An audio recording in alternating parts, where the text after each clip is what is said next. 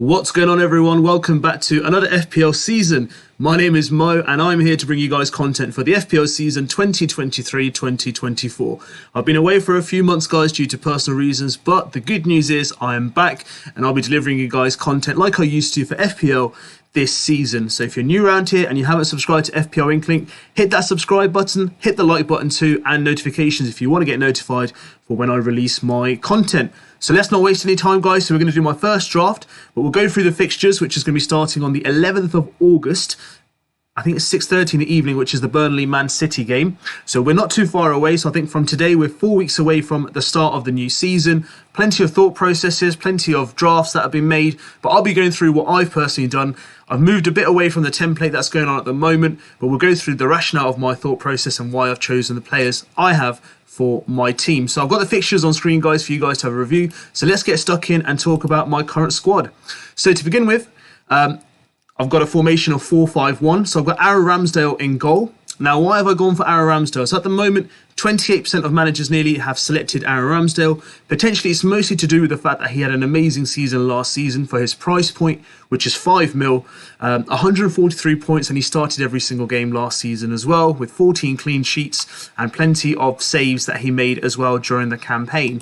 Now, look at the start of the fixtures for Arsenal. We've got Nottingham Forest at home, Crystal Palace away, Fulham at home, Manchester United at home, Everton away and Spurs at home. Even if we go to the away game for Bournemouth, so through the first 7 games, according to fixture difficulty, we've got technically 5 games, which is on a level fixture difficulty of 2. So plenty of clean sheet points available. A lot of people have actually technically gone for the Arsenal triple up in terms of the attack. But for myself personally, I've actually decided to go for the players at the back to have some solidity and take advantage of other squads where I believe there's more attacking potential.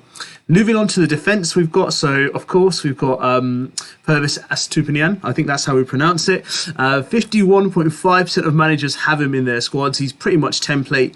A good price point as well. I'm surprised he could have been at 5.5, but 5 mil, they've been very generous. 128 points last season, 31 starts, with 8 goal returns as well, with 7 assists and 1 goal. Now, one thing I would like to say about Brighton this season, it's something which is kind of like, getting my attention, is the fact that they are in Europe. Now, they have a squad of rotation. I know they have that available, but how will that fare for their domestic performance? Will they prioritise their European games, tiredness, game rotation, players being as fresh as they usually were last season? That's something to be aware of, but otherwise I think there's not too much risk attached with this player at the moment, so we can look to have him in, and I've got him in at the start because of the fixtures as well. So Brighton do have a very generous first 3 games. Luton at home, Wolves away and West Ham at home. So even then, I think there's good returns there possible with clean sheets and attacking returns as well. Second defender I've gone for is John Stones. Now, last season we saw John Stones move a bit more forward into kind of like a centre defensive midfield role. It's nice to still have him classified as a defender because if they do get clean sheets, he can get the clean sheet points as well. Now, there have been players that have left Manchester City this season, so like Gundogan, so will he play slightly further? Will he get that constant minutes? But even when they play the 3 defenders at the back, John Stones is pretty much the first name that goes on the kind of team sheet for Pep Guardiola. And during the first part of the first 6 games of the season, I won't anticipate much rotation until kind of like the Champions League or other domestic competitions begin. But last season, 93 points with 21 starts, 2 goals, 2 assists. And in terms of fixtures, I think they're pretty comfortable for City. Barring the Newcastle game in game week 2, which is at home as well, they've got a difficulty of rating of 4, but they beat them 5-0 last year at the Etihad. So again, it's a good game for them, but can they keep a clean sheet? I think there's a good likelihood they could. Burnley away, Sheffield United, Fulham at home, West Ham away and Nottingham Forest, followed by Wolves away. So again, a lot of good fixtures there. There is the Super Cup involved as well between game week 1 and game week 2. So that's the only thing that's putting me off too many Manchester City attacking options, because there's a likelihood that they'll travel. They might pick another squad. They might have 3 games within like 9 days. So that's another thing that can be considered for Manchester City. But at the moment, I've only gone for 1 defender at the back.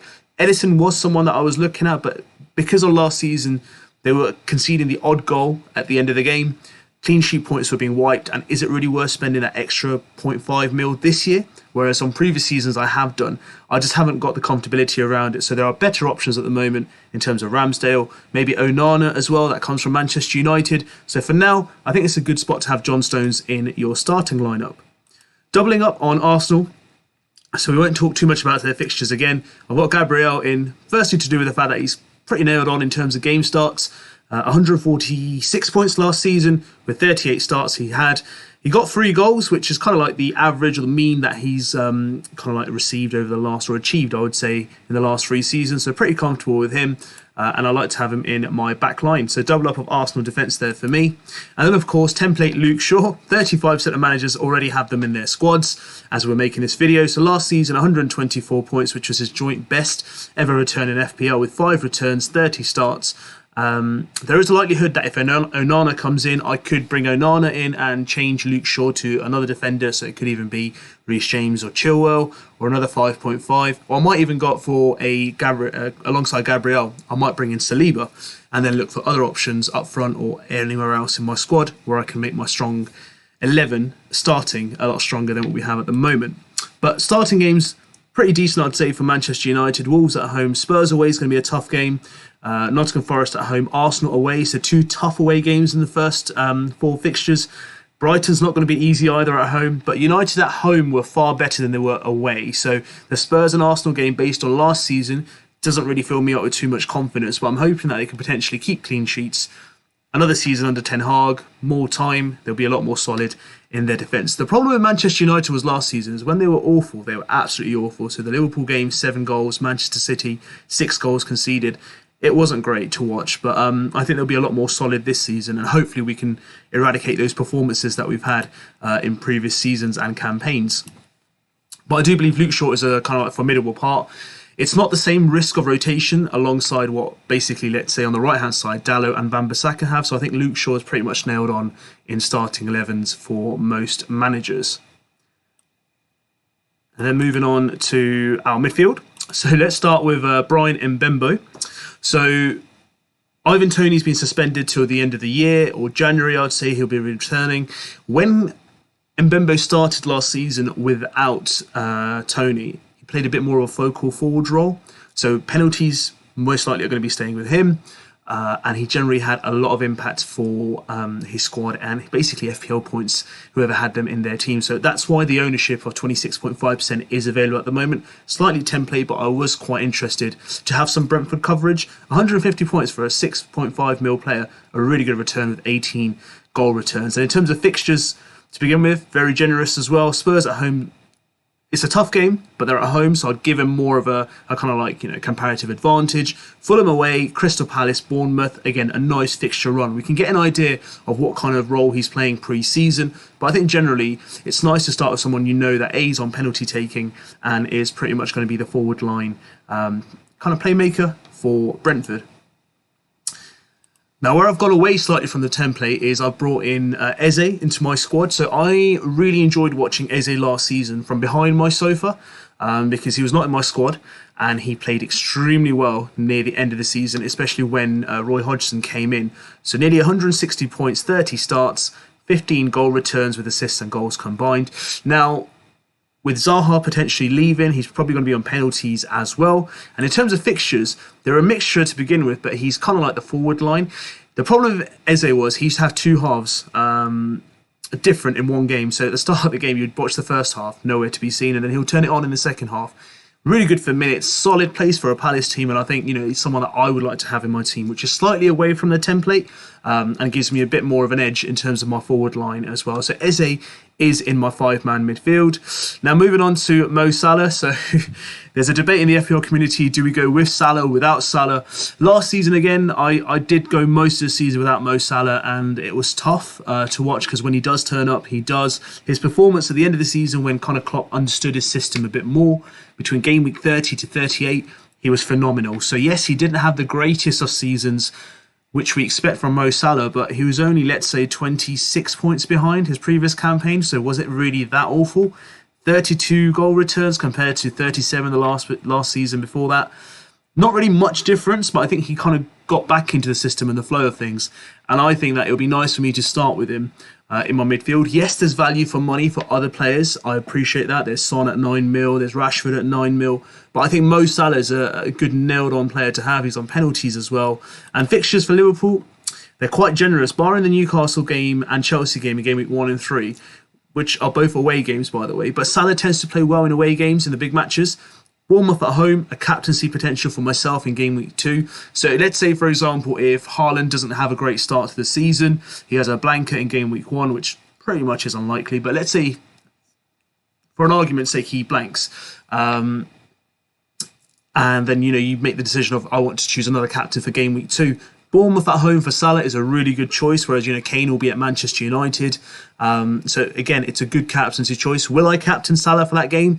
I'm not sure at the moment. There's a likelihood I could. If I start well, I may take a risk, but it entirely depends on how my game week 1 goes. But then after the Newcastle game, Villa at home, Wolves away, West Ham, a really good stretch there. Spurs, Brighton will be difficult, but then, you've got Everton at home as well. The first 9 games, I think it would be nice to have Mo Salah, so you have some Liverpool coverage.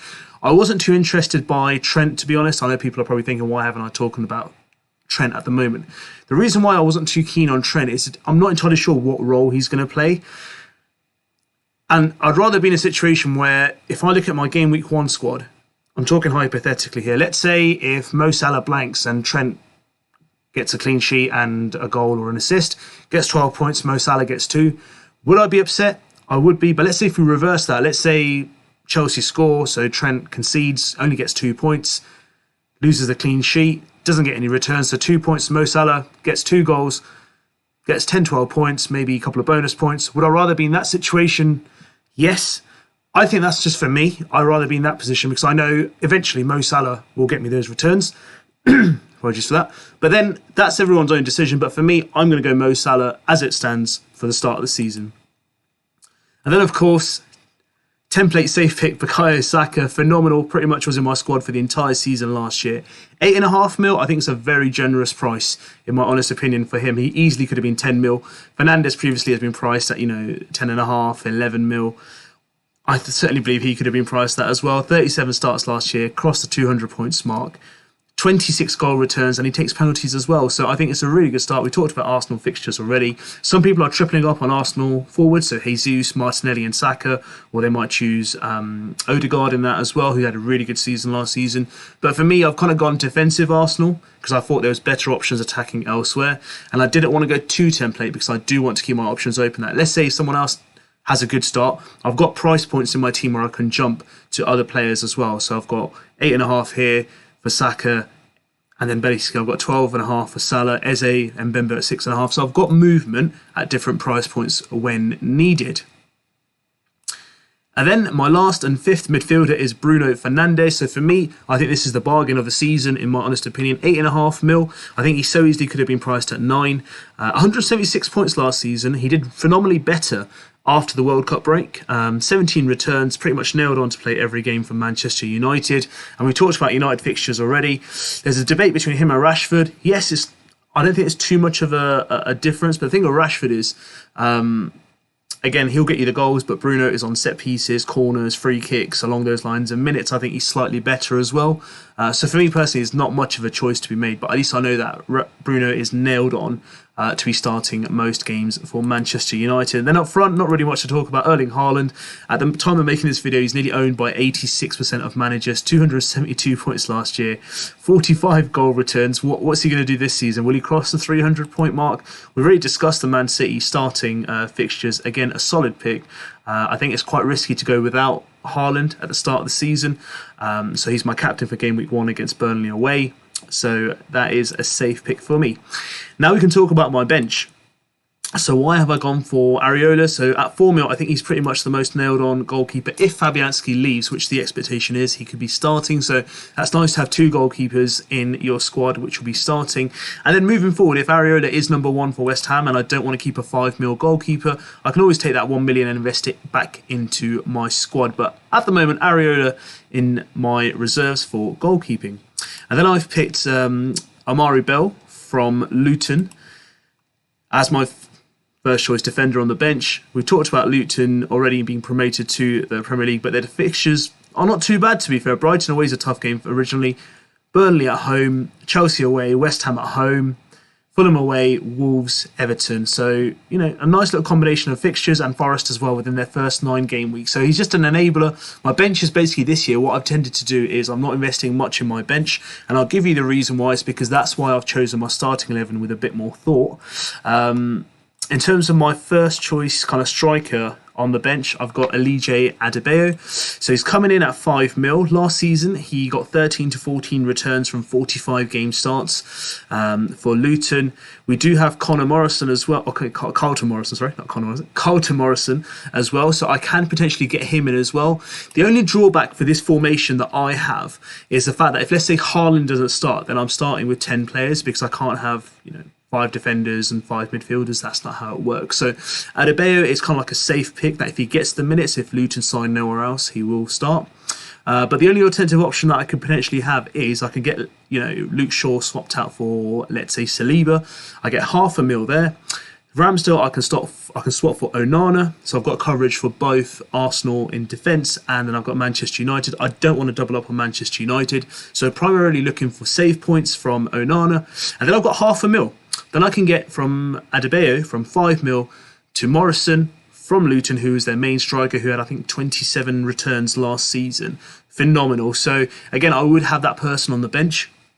So, in terms of my bench, I'm looking to have players that can come on if one of my starting 11 do not play. And Archer, he's just a placeholder at 4.5 mil. So let me give you the overall thought process about why I've gone 4-5-1. So let's start with my front line. So Mbembo, penalty taker. Eze, penalty taker. Salah, penalty taker. Saka, penalty taker. Bruno Fernandes, penalty taker. Haaland, depending upon who else is on the pitch, Mahrez or not, he is the penalty taker for Manchester City. So in my front line, I've aimed to get all the set-piece takers. In defence, I've got, Brighton covered, Stones, most minutes from Man City, Gabriel and Shaw, Ramsdale. So if I had to look at this squad and say whose minutes am I most concerned about, potentially it's John Stones out of all of them, but I think he'll start more games at the start of the season. And for that, I have the coverage on the bench.